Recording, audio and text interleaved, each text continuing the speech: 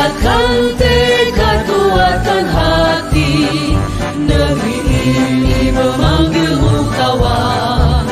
Belajar, bergerak, berbagi untuk negeri. Guru penggerak, majukan pendidikan. Guru penggerak menghamba pada murid. Kreatif, rancang pembelajaran. Hargai potensi, tingkatkan prestasi. Lahirkan profil pelajar Pancasila. Belajar, bergerak, berbagi untuk negeri. Kita menjalin kolaborasi. Belajar, bergerak, berbagi untuk negeri.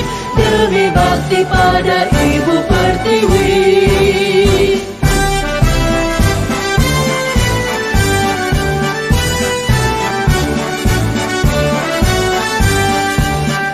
Bulatkan tekad, kuatkan hati, negeri ini memanggilmu kawan. Belajar, bergerak, berbagi untuk negeri. Guru penggerak, majukan pendidikan. Guru penggerak menghamba pada murid. Kreatif, rancang pembelajaran. Hargai potensi, tingkatkan prestasi. Lahirkan profil pelajar Pancasila. Belajar, bergerak, berbagi untuk negeri. Kita menjalin kolaborasi. Belajar, bergerak, berbagi untuk negeri. Demi bakti pada Ibu Pertiwi. Belajar, bergerak, berbagi untuk negeri. Kita menjalin kolaborasi. Belajar, bergerak, berbagi untuk negeri. Demi bakti pada Ibu Pertiwi. Demi bakti pada Ibu Pertiwi.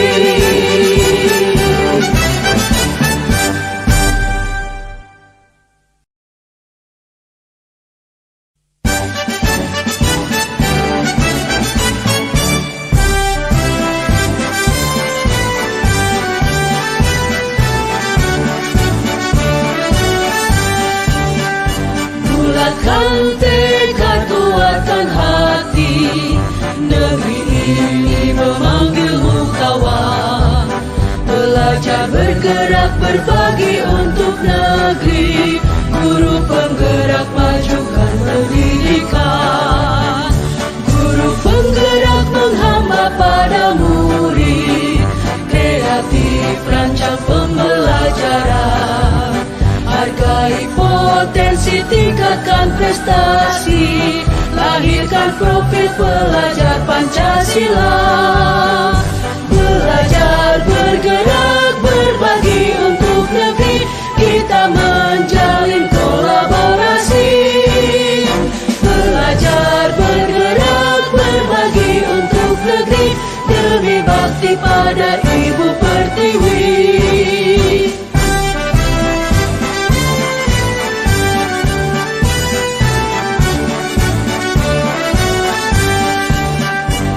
Bulatkan tekad, kuatkan hati, negeri ini memanggilmu kawan. Belajar, bergerak, berbagi untuk negeri. Guru penggerak, majukan pendidikan. Guru penggerak menghamba pada murid. Kreatif, rancang pembelajaran. Hargai potensi, tingkatkan prestasi. Lahirkan profil pelajar Pancasila.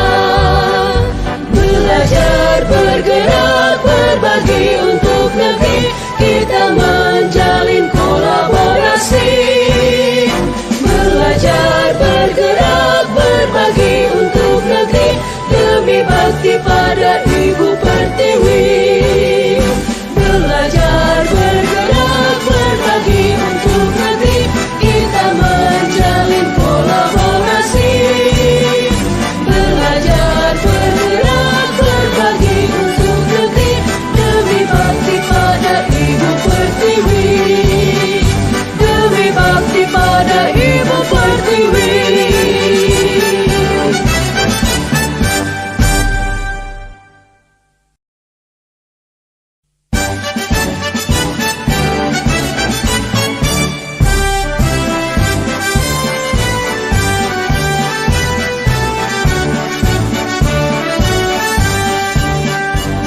Bulatkan tekad, kuatkan hati, negeri ini memanggilmu kawan. Belajar, bergerak, berbagi untuk negeri. Guru penggerak, majukan pendidikan. Guru penggerak menghamba pada murid. Kreatif, rancang pembelajaran. Hargai potensi, tingkatkan prestasi. Lahirkan profil pelajar Pancasila. Belajar, bergerak, berbagi untuk negeri. Kita menjalin kolaborasi. Belajar, bergerak, berbagi untuk negeri. Demi bakti pada Ibu Pertiwi.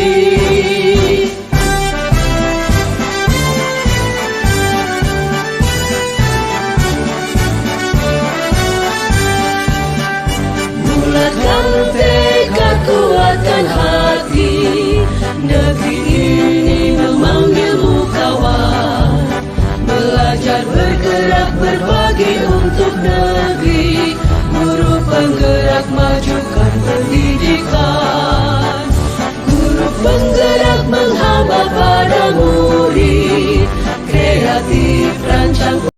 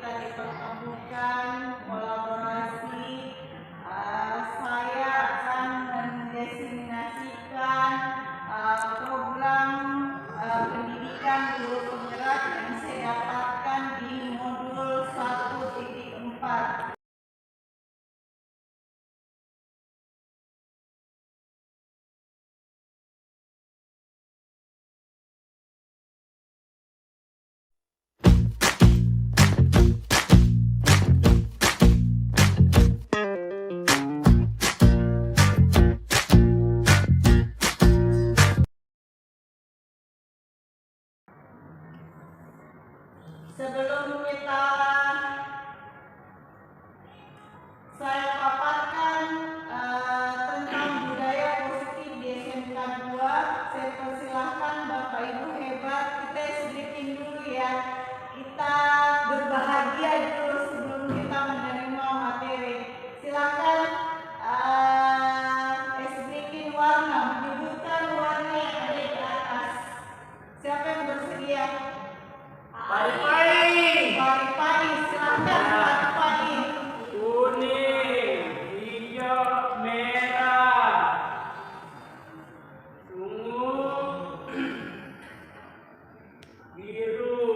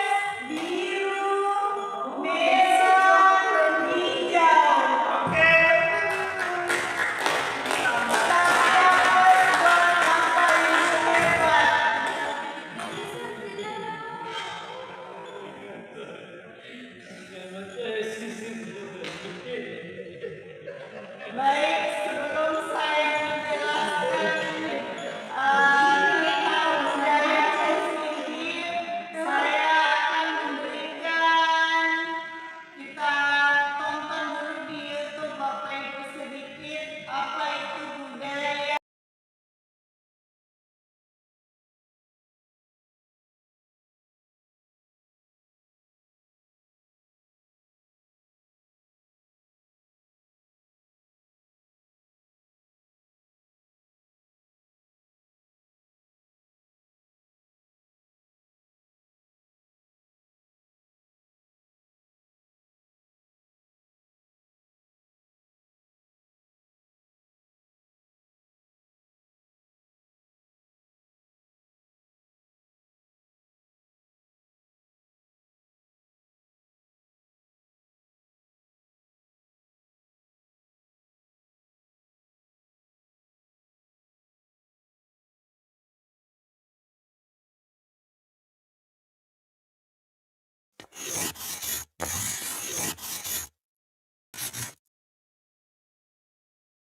Salam dan bahagia Ibu dan Bapak Guru, selamat berjumpa kembali.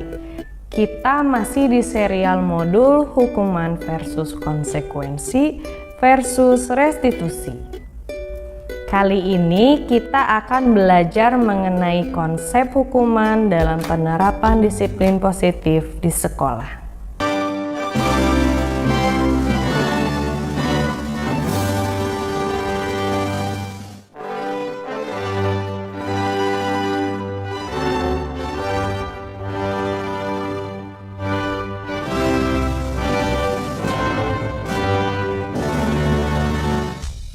Rina, kamu tahu salah apa?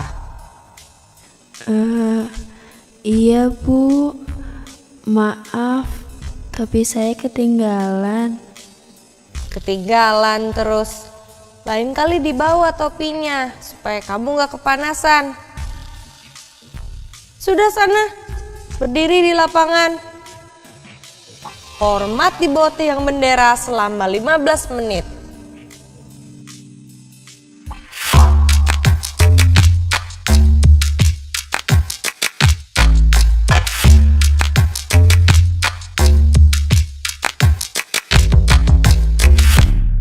Ibu dan Bapak Guru, apakah familiar dengan cerita pembuka tadi?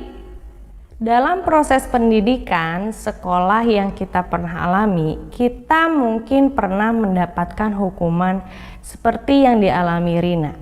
Saat Ibu dan Bapak mendapatkan hukuman, apa yang paling diingat? Hukumannya, kesalahannya, pesan dari hukumannya, atau yang lain? Kita mengerti maksud Bu Sinta adalah ingin membuat Rina menjadi murid yang mematuhi peraturan sekolah. Tetapi kira-kira pesan apa yang Rina dapat setelah selesai menjalani hukumannya? Pada materi sebelumnya, kita mempelajari bahwa motivasi yang diciptakan oleh hadiah atau pujian tidak akan menumbuhkan kesadaran diri murid. Bagaimana dengan cara Bu Sinta yang memberikan hukuman? Apakah hal tersebut bisa menumbuhkan kesadaran diri Rina untuk menjadi disiplin? Mari kita evaluasi bersama. Terdapat kata-kata Bu Sinta yang menjatuhkan Rina. Lalu terdapat juga bahasa tubuh yang intimidatif seperti menunjuk-nunjuk disertai intonasi suara yang tinggi. Semua perlakuan ini akan membentuk konsep diri yang negatif pada Rina. Ia bisa menjadi tidak percaya diri, terlebih dia dihukum di depan teman-temannya dan harus berdiri sendirian. Ini bukan situasi positif yang mendukung murid ke arah disiplin jangka panjang. Ibu dan Bapak Guru, masih ingatkah saat kita belajar materi restitusi disiplin diri atau RDD? Guru diajak untuk menciptakan kondisi yang positif, yaitu keadaan tanpa paksaan dan kekerasan, termasuk bahasa yang intimidatif, intonasi suara yang tinggi, atau mimik muka yang menyeramkan. Jika kondisi positif tercipta, maka pesan kita dapat tersampaikan dengan baik. Untuk membantu menciptakan kondisi positif, Diane Gozen mengklasifikasi 3 faktor utama yang harus diperhatikan. Mari kita lihat diagram lingkaran berikut ini. Dalam diagram ini terlihat bahwa bahasa tubuh mempunyai peranan terbesar, yaitu sebesar 55%. Intonasi suara sebanyak 35% dan pemilihan kata yang digunakan sebesar 10%. Ibu dan Bapak guru, saat kita berkomunikasi dengan murid yang melanggar aturan, tentu kita berharap ia mengerti dan sadar akan kesalahan dan tanggung jawabnya. Oleh sebab itu, perhatikanlah bahasa tubuh dan intonasi suara. Terlebih pada murid jenjang pendidikan rendah seperti PAUD yang lebih mudah menangkap pesan dari bahasa tubuh dan intonasi yang kita keluarkan. Pada kasus Rina, apakah ia menangkap pesan yang ingin disampaikan? Bu Sinta bilang loh bahwa topi itu untuk melindungi dari panas. Tetapi pesannya tidak sampai karena kesan pertama yang ditangkap Rina adalah kondisi yang tegang, menakutkan, dan dia tahu bahwa dia bersalah. Dengan cara penyampaian dan hukuman seperti itu, kesan yang Rina terima bukanlah aku mengerti kesalahanku dan harus memperbaiki, melainkan aku salah dan ini hukuman buat aku. Pada praktik pendisiplinan menggunakan bentuk hukuman, kita menghadirkan situasi paksaan atau tampilan kekerasan pada murid. Seharusnya kita ingat lagi bahwa merupakan hal yang normal bagi manusia untuk berbuat salah. Sehingga kita dapat hadirkan ruang empati bagi mereka. Dengan demikian, mereka menjadi lebih terbuka untuk mengevaluasi kesalahannya dan tidak mengulangi kesalahan yang sama. Mari kita lihat kembali pada kasus Rina. Bu Sinta memintanya untuk berdiri di lapangan. Apakah bentuk hukuman ini bermakna dan mempunyai relevansi dengan kesalahan Rina?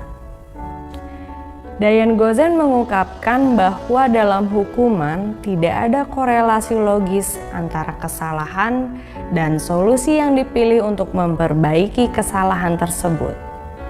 Dan pada konsep hukum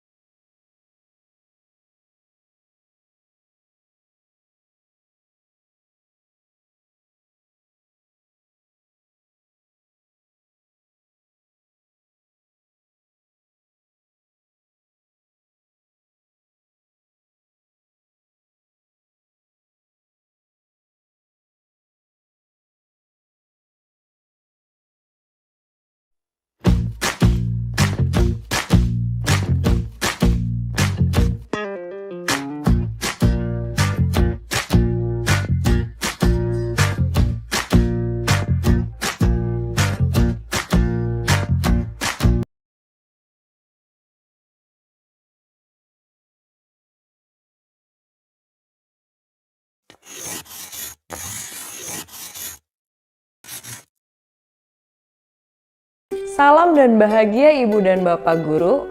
Selamat datang kembali di modul hukuman versus konsekuensi versus restitusi. Ibu dan Bapak Guru sekalian, setelah kita sudah belajar konsep hukuman dan konsekuensi, maka kali ini kita akan belajar mengenai restitusi. Diharapkan dengan materi ini kita dapat lebih mengerti perbedaan antara hukuman, konsekuensi, dan restitusi.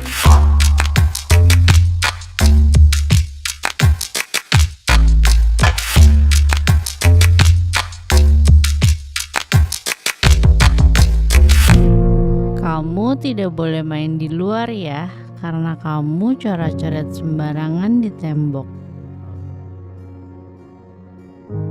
Tadi pagi aku terlambat 20 menit. Maka aku harus tunggu 20 menit lagi untuk pulang.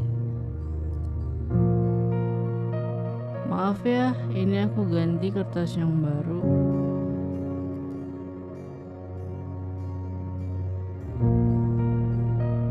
Mari kita bermain dulu yuk. Tadi sudah diperlihatkan 3 kasus. Silahkan Ibu dan Bapak Guru pilih ya. Kasus mana yang merupakan konsekuensi, hukuman, dan restitusi. Kalau mau menyiapkan pensil dan kertas juga boleh. Dicatat ya. Bagaimana Ibu dan Bapak Guru? Apakah sudah ditentukan? Jawabannya disimpan dulu ya. Sebelum belajar restitusi, ada baiknya kita mengingat kembali alasan dibalik tindakan manusia agar memudahkan kita untuk melakukan proses restitusi. Pernahkah terpikir oleh Ibu dan Bapak Guru jika ada murid melakukan pelanggaran di sekolah tanpa kita menghakimi dulu nih? Kira-kira kenapa ya mereka melakukan hal tersebut? Pada modul restitusi yang lalu, kita sudah belajar mengenai 5 kebutuhan dasar manusia yang diungkapkan oleh Dr. William Glasser. Apakah Ibu dan Bapak Guru ingat?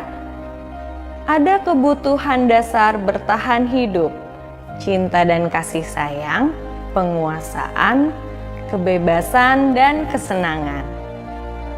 Setiap tindakan yang kita lakukan merupakan upaya kita untuk memenuhi salah satu kebutuhan dasar yang tadi disebutkan.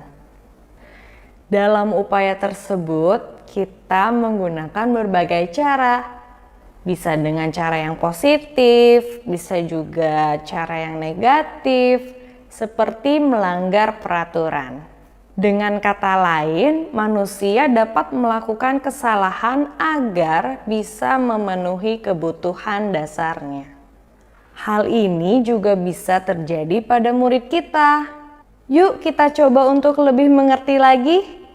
Sebenarnya kebutuhan dasar apa sih yang mereka ingin penuhi? Untuk lebih jelasnya, mari kita analisis kasus A, B, dan C berikut ini. Kasus A adalah murid TK mencoret-coret tembok. Jika alasannya karena iseng dan bosan, maka dia mencari kebebasan. Jika jawabannya adalah karena dia senang melakukannya, maka itu adalah kesenangan yang berusaha dipenuhi. Kasus B adalah murid SMP yang datang terlambat 20 menit. Jika alasannya adalah karena ia harus membantu ibunya, maka ia sedang memenuhi kebutuhan hidup. Jika ia mengatakan bahwa ia kesiangan, ibunya tidak membangunkannya, maka ia mungkin sedang berupaya memenuhi cinta dan kasih sayang. Ia ingin diperhatikan oleh gurunya atau ibunya, karena gurunya pasti akan melaporkan hal tersebut pada orang tuanya. Kasus C adalah murid SD yang merobek kertas temannya. Jika alasan sang murid adalah karena kesal pada temannya dan ingin temannya menuruti keinginannya, maka ia sedang memenuhi kebutuhan penguasaan. Dengan mengerti dan membuka diri atas beragamnya kebutuhan dasar manusia, maka kita bisa memberikan ruang kepercayaan dan empati pada setiap kesalahan murid. Ketika kita bisa mengerti kebutuhan apa yang sedang ia ingin penuhi, reaksi kita akan menjadi lebih tenang, tidak menghakimi. Kita bisa berkomunikasi dengan lebih baik kepada murid. Disinilah proses restitusi bisa kita mulai. Dengan memahami kebutuhan dasar manusia, kita menjadi lebih sadar bahwa murid kita sebenarnya adalah manusia, sama seperti kita. Mereka juga bisa salah. Tugas kita adalah membimbing mereka untuk belajar memperbaiki kesalahannya. Pada konsep hukuman dan konsekuensi, kita belum mengajarkan kepada mereka bagaimana memperbaiki kesalahannya. Dalam kedua konsep ini, mereka hanya sekedar menjalankan sanksi. Terkadang kita merasa capek karena banyaknya pekerjaan. Jadi kita memilih jalur cepat bagi murid untuk menyelesaikan masalahnya, yaitu melalui hukuman dan konsekuensi. Ini tidak melatih murid untuk mempunyai perilaku berpikir kritis sebagai pemecah masalah yang baik. Pada restitusi, kita menanamkan rasa percaya, memberikan ruang refleksi dan diskusi untuk mereka bisa memilih solusi terbaik dalam memperbaiki masalah mereka. Dengan memberikan kebebasan kepada mereka untuk memperbaiki masalahnya, maka kita sudah memberikan hak kemerdekaan kepada mereka untuk belajar atas kesalahannya. Dengan ini, kita juga sudah memenuhi satu kebutuhan dasar murid, yaitu kebebasan. Terkadang kita masih suka bingung dan terjebak tentang konsekuensi dan restitusi. Kita suka menyebut setiap solusi yang keluar dari ide murid itu sendiri. Hal itu merupakan restitusi. Kita perlu lihat lagi, apakah solusi itu mempunyai korelasi logis untuk memperbaiki masalahnya? Atau mereka hanya sekedar menjalani konsekuensi? Mari kita kembali melihat kasus A, B, dan C yang ibu dan bapak guru sudah kategorikan. Kita akan lebih jelas melihat perbedaan antara hukuman, konsekuensi, dan restitusi. Pada kasus A, murid mencoret-coret tembok lalu tidak boleh mengikuti sesi bermain.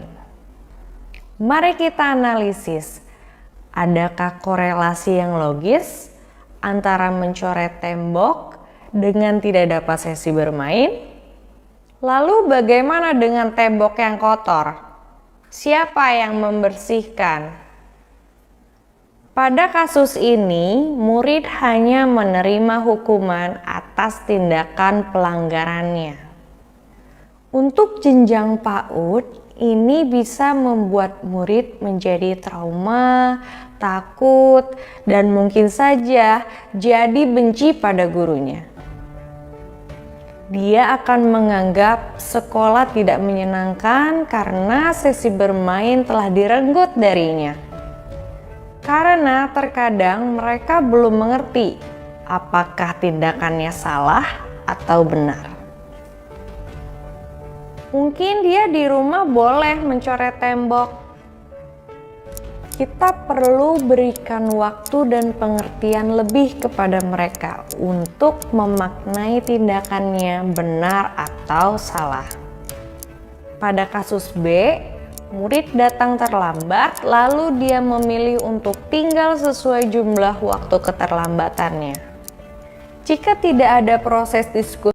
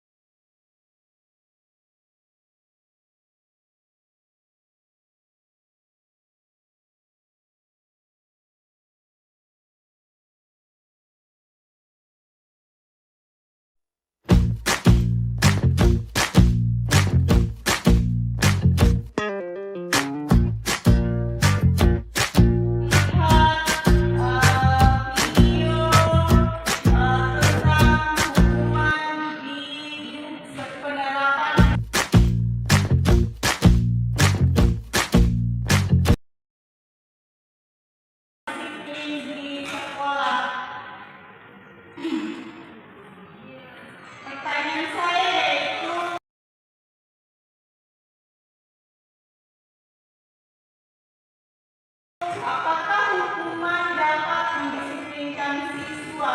Yang kedua, pemberian hukuman dengan hal positif seperti membaca, membersihkan sekolah dapat meningkatkan disiplin anak.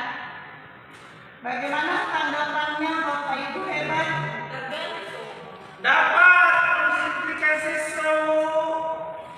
Dapat mendisiplinkan Dapat siswa. mendisiplinkan siswa, Bu. Contoh kenapa bisa?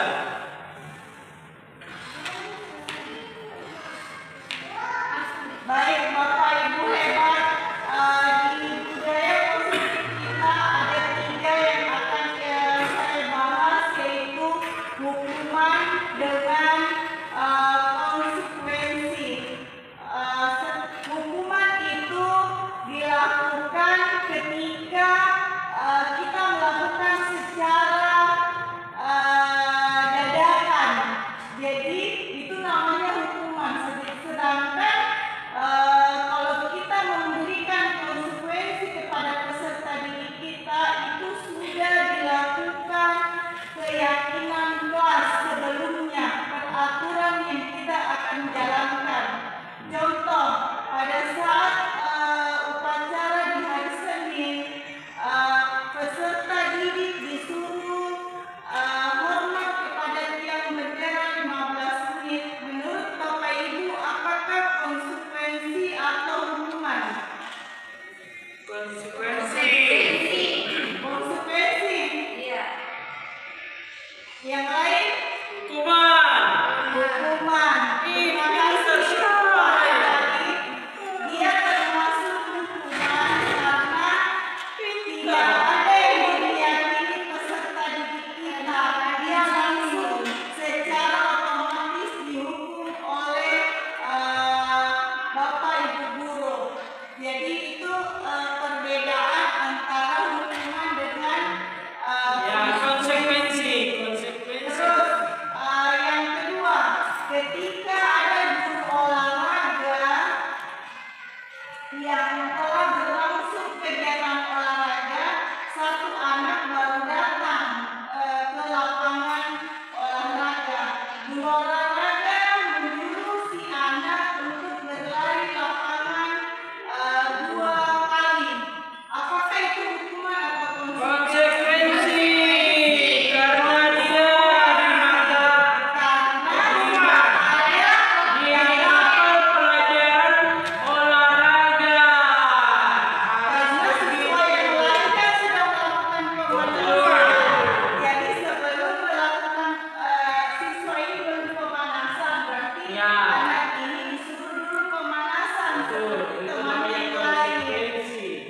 Baik Bapak Ibu hebat, itulah perbedaan antara hukuman dengan konsekuensi. Selanjutnya,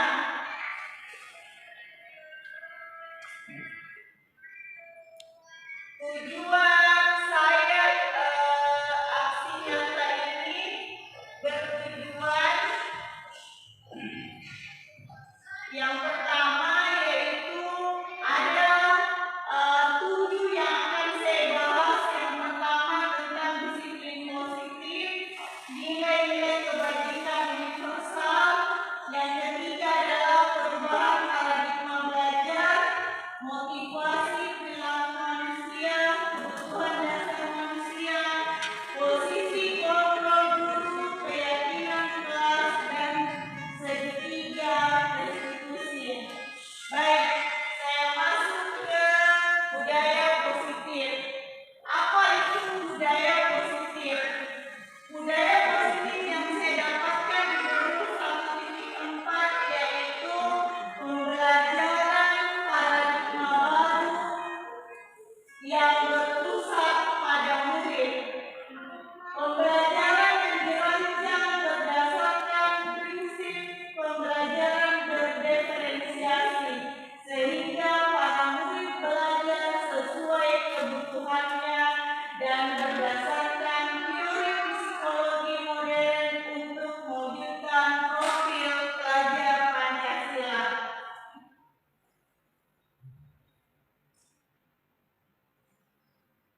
Disiplin positif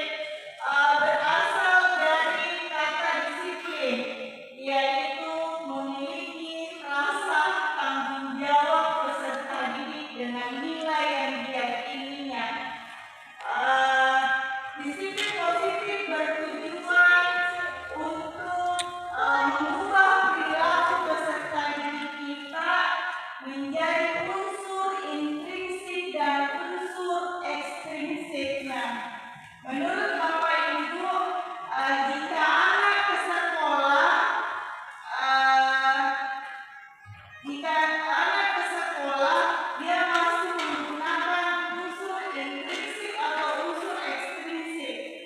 Menurut pandangannya Bapak Ibu. Ekstrinsik. Ah? Ekstrinsik.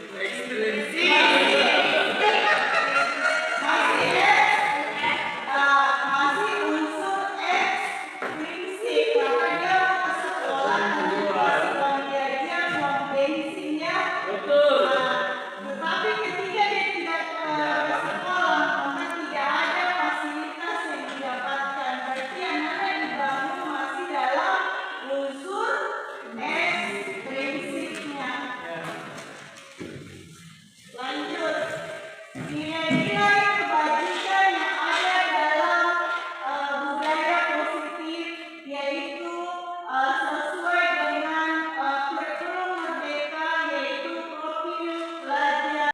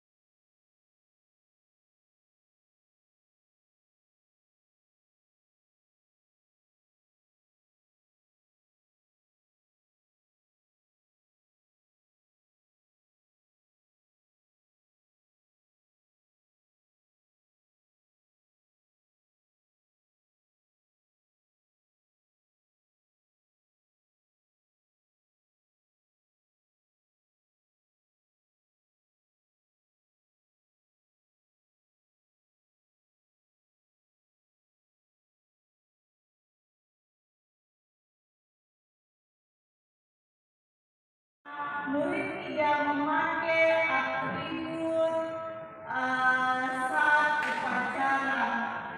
Jadi ketika dia tidak menggunakan kontrol pendukung, maka hormat pada matahari 1 jam itu adalah guru sebagai penghukum ya. Baik, pembuat kesalahan. Berapa kali Bapak Ibu memberitahu kamu selalu saja seperti ini, mengecewakan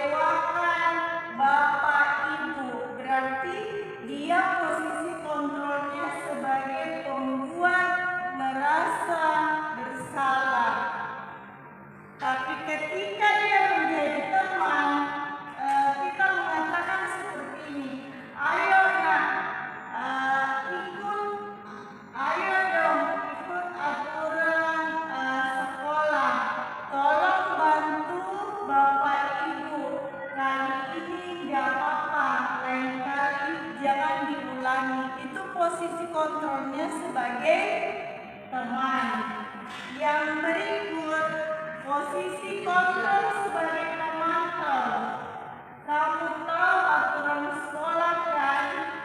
Kamu sudah melanggar peraturan sekolah. Kamu tahu konsekuensinya. Setelah upacara, kamu ke koperasi untuk membeli atributnya. Ingat, lain kali jangan diulangi lagi. Ini dalam posisi kontrol sebagai pemantau. Tapi ketika kita berposisi kontrol sebagai manajer, yang kita lakukan adalah, apakah kamu tahu kesalahanmu? Kira-kira apa yang kamu lakukan untuk memperbaikinya? Kita tanya dulu peserta didik kita,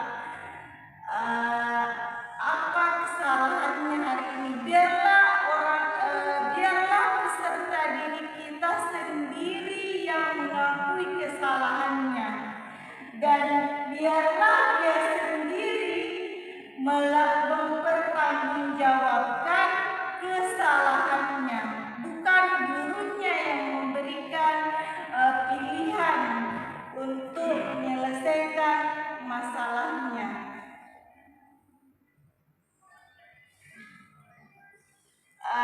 Lanjut, boleh dilihat soalnya. Saya kecewa sama kamu. Itu posisi kontrolnya di mana? Sebagai apa? Pembuat kesalahan. Kamu tidak pernah benar melakukannya.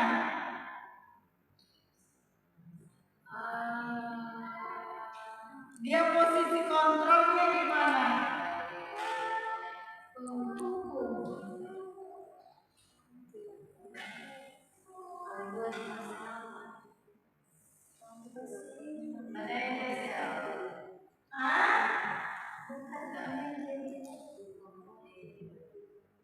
Kamu tidak pernah benar melakukannya.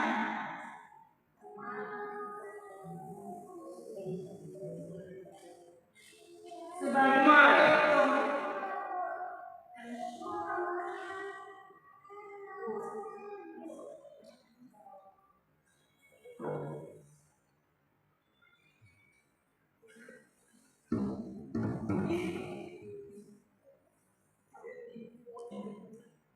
lanjut, yang kedua, apa rencana untuk menyelesaikan masalah ini? Ini adalah seorang manajer. Jadi kita tanyakan kepada peserta didik kita, apa rencana untuk menyelesaikan masalah ini? Ayolah lakukan demi Bapak dan Ibu guru ya. Dia posisi kontrolnya di mana? Kamu tidak akan pernah mendapatkan nilai jika tidak mengerjakan tugas dari Bapak Ibu guru.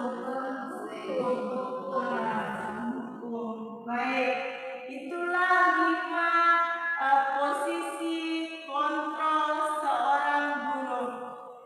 Yang berikut adalah mengapa perlu kita membuat keyakinan kelas.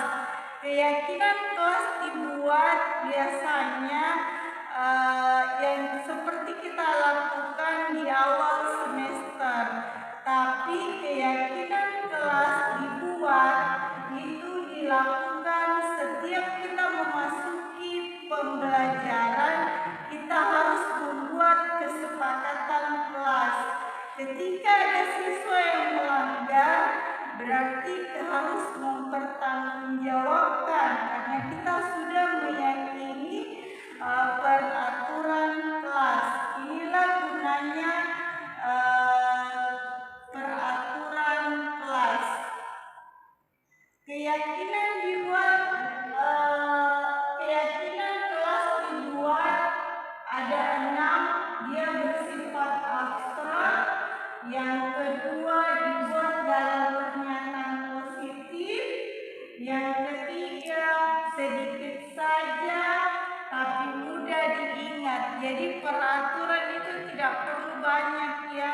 sedikit tapi mudah diingat oleh peserta didik kita supaya tidak melanggar lagi peraturan yang kita jalankan. Berupa pernyataan universal sesuai dengan kondisi kelas sehingga mudah diterapkan, dan yang terakhir adalah semua warga sekolah harus menyepakati keyakinan kelas yang telah kita buat. Jadi pada saat kita membuat keyakinan kelas, semua peserta didik memberikan masukan peraturan apa yang akan kita jalankan di kelas. Setiap kita masuk belajar, ingatkan lagi apa itu keyakinan kelas. Iya, setiap masuk di belajar kita awali dulu dengan keyakinan kelas, baru kita mulai pembelajaran.